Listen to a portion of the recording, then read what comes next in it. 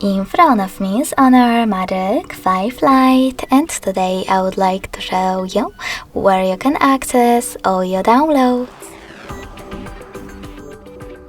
You need to begin by opening an app called Files, and if you never used it before, selecting Continue in the pop-up.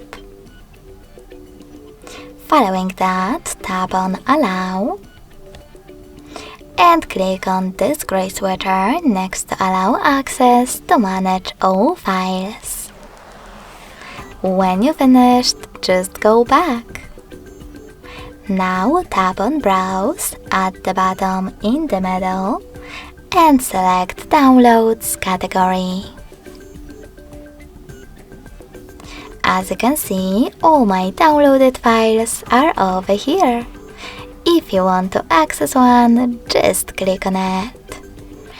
Thanks so much for watching. If you enjoyed this video, don't forget to leave a like, comment and subscribe. Bye!